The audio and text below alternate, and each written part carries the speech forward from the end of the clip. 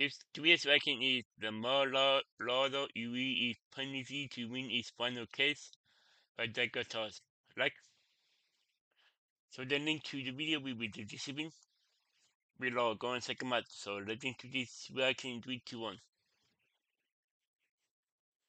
Attorney Dalton Pierce stood before the jury, delivering his closing argument in the biggest case of his career. But beneath his tailored suit, he was hiding something that could destroy everything he'd worked for.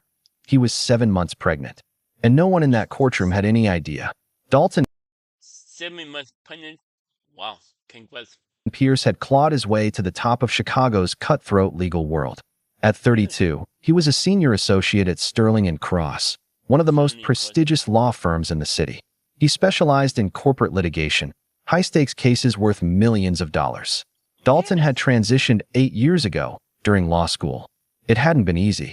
He'd faced discrimination, skepticism, and countless people who doubted a transgender man could succeed in a field dominated by conservative old men in expensive suits.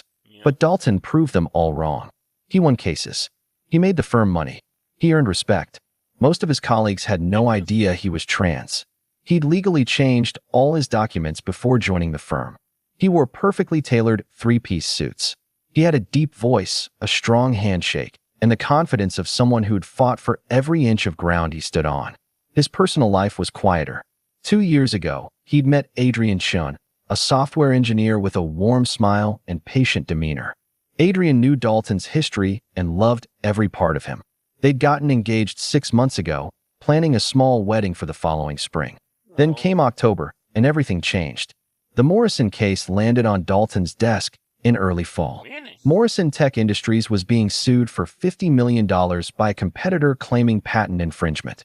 If Morrison lost, the company would likely go bankrupt. If Dalton won, he'd make partner, the youngest in the firm's history. "This is your moment," his boss, Margaret Sterling, told him. "Win this case,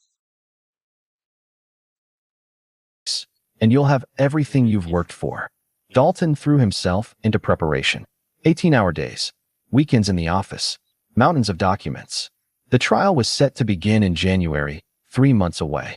But in late October, Dalton started feeling off. Nauseous in the mornings, exhausted during depositions. His suits Yep, look at baby bump. Look, there's a baby bump. Felt tighter around the middle. He blamed it on stress and too much takeout food. Then one night, while working late at the office, he felt something strange, a flutter in his abdomen, like something moving inside him. His blood ran cold. The next morning, Dalton bought a pregnancy test.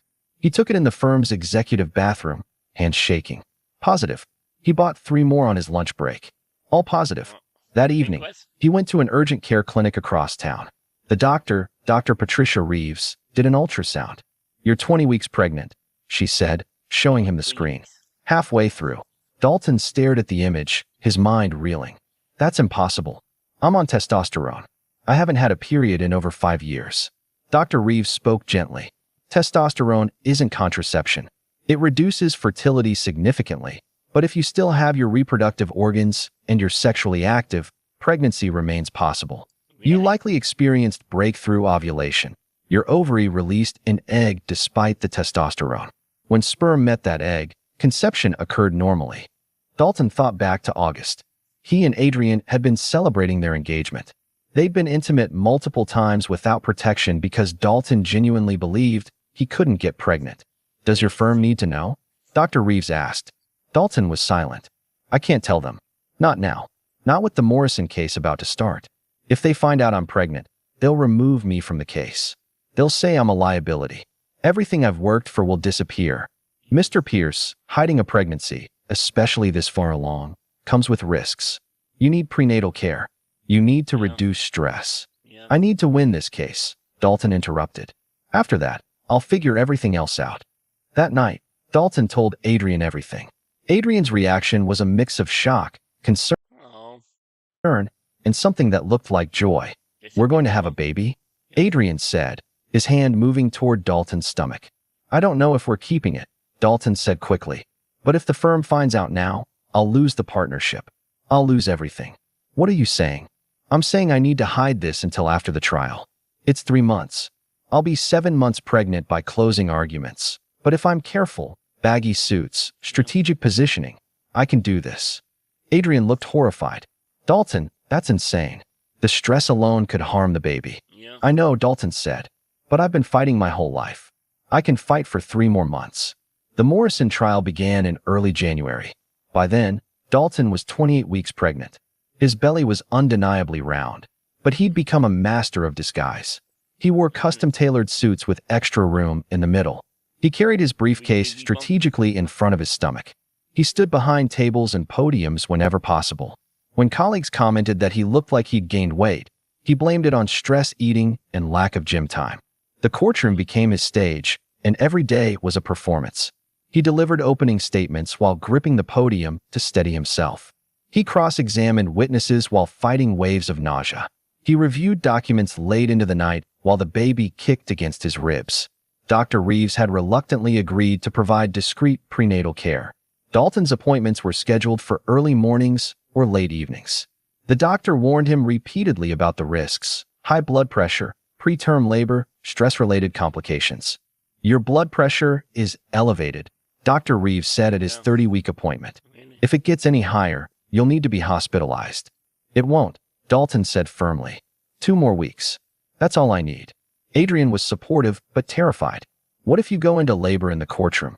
I won't, Dalton said, though he had no way to guarantee that. I've made it this far. I can make it 2 more weeks. Week 6 of the trial. Dalton was 32 weeks pregnant. His suits barely fit anymore. He was in constant pain: back pain, pelvic pain, swollen ankles. He was exhausted beyond anything he'd ever experienced. But the case was going well. Margaret Sterling pulled him aside during a recess. You're doing brilliant work. When we win this, you'll be the youngest partner in firm history. Dalton felt the baby kick hard, as if celebrating. That afternoon, during his closing argument, disaster nearly struck. Dalton was standing before the jury when he felt it. A sharp, stabbing pain in his lower abdomen. Then another. Contractions. He gripped the podium, took a breath, and kept talking. Ladies and gentlemen of the jury, the evidence is clear. Another contraction hit. He paused, pretending to consult his notes. The contractions were coming regularly now. Not close together yet, but undeniable. His water hadn't broken, which meant he still had time. He finished his closing argument through sheer force of will. When he sat down, he was drenched in sweat. His co-counsel leaned over. Dalton, you okay? You look pale. Fine, Dalton muttered. Just need water. The judge called for a recess before jury deliberation. Dalton made it to the bathroom before doubling over. He pulled out his phone and texted Adrian. In labor. Still in court. Don't panic. Adrian's response was immediate. What? I'm coming to get you right now. Dalton texted back quickly. No. Jury is deliberating. Could be hours. I'll wait. Adrian replied. You're insane. You need a hospital. But Dalton had already put his phone away. The jury deliberated for 6 hours. Dalton spent that time in his office, door locked, pacing and breathing through contractions. They were 5 minutes apart now. His water still hadn't broken. He called Dr. Reeves. I'm in labor. Contractions 5 minutes apart. Get to the hospital now, Dr. Reeves said urgently.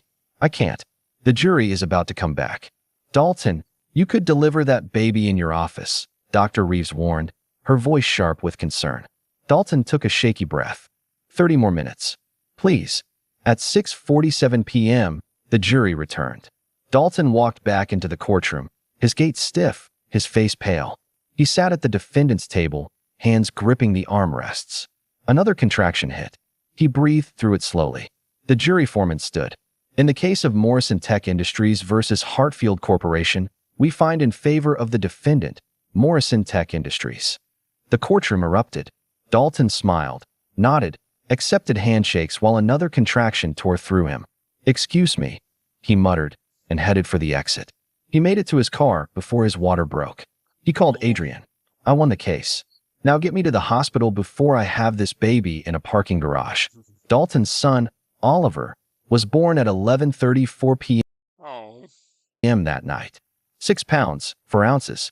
Premature, but healthy. Adrian cried. Dalton, exhausted and in shock, held his son and realized he'd done it. He'd won the case. He'd hidden the pregnancy. He'd delivered. But now came the hardest part, telling the firm. 3 days later, still in the hospital, Dalton called Margaret Sterling. Margaret, I need to tell you something. I had a baby. 3 days ago. I gave birth. I'm a transgender man. I was pregnant during the Morrison trial. I gave birth the night we won. Dalton, you were pregnant? Oh, During the entire trial? Yes. And you didn't tell anyone? I couldn't. I knew if the firm found out, I'd be removed from the case. Dalton, Margaret's voice was hard now.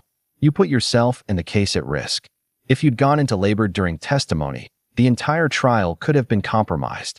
But it wasn't. I won. Morrison is saved, and I delivered a healthy baby.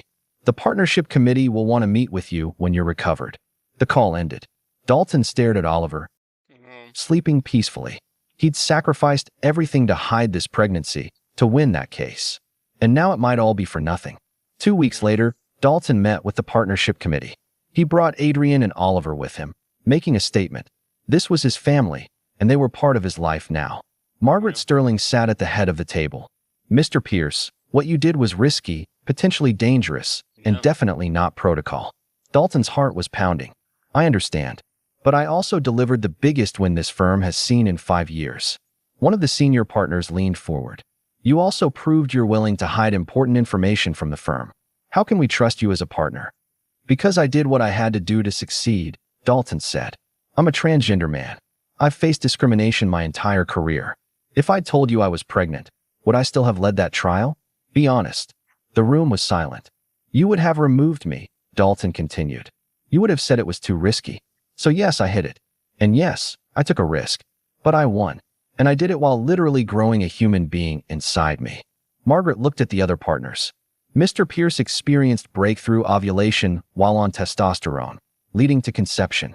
He managed to carry a pregnancy to near term while winning a $50 million case. Another wow, partner shook his head. This is unprecedented. So is having a transgender partner, Dalton said. Which is what I'm asking you to be okay with. Margaret spoke. The committee has made a decision. Mr. Pierce, we're offering you a partnership. With conditions. You will work with HR to develop policies for pregnant attorneys. All pregnant attorneys, regardless of gender identity.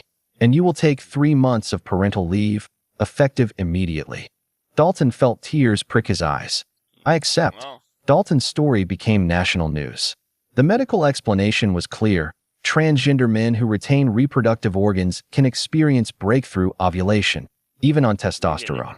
When sperm meets egg, conception occurs normally, and yeah, pregnancy develops in the uterus despite hormone therapy. After Dalton's case, several major law firms updated their parental leave policies to be gender neutral, covering all pregnant people regardless of gender identity.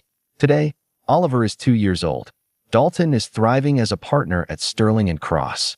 He's back on testosterone and exactly who he's always been. A brilliant lawyer, a devoted father, and a man who refused to choose between his career and his truth.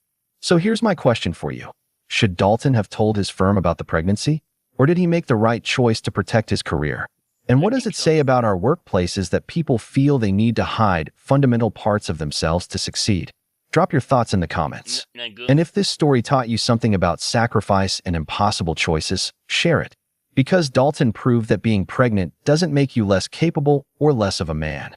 He won a $50 million case while 7 months pregnant, delivered a healthy Hallelujah. baby, and changed his industry forever. Wow. That was the more law that you read is penalty to win his final case by JethroCool. The link to the video will be the description below. Go and check them out and drop a like if you like and comment below if you want to see more reaction like this one. And subscribe if you're new and click the bell so you can be notified when I upload and when I post and go live. And no more. Bye. Wow.